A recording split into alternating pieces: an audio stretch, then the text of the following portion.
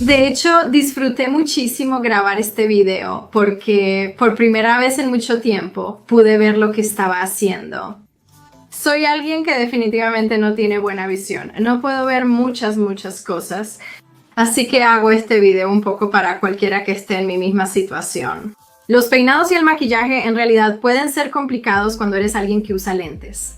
Espero que hayas aprendido algo en este video. Espero haber podido enseñarte algo sobre el cabello y sobre los lentes porque me gustan ambos. Espero que hayas disfrutado este video. De todas formas, espero que lo intentes. Y nos vemos en mi próximo video. Manténganse con actitud, gente.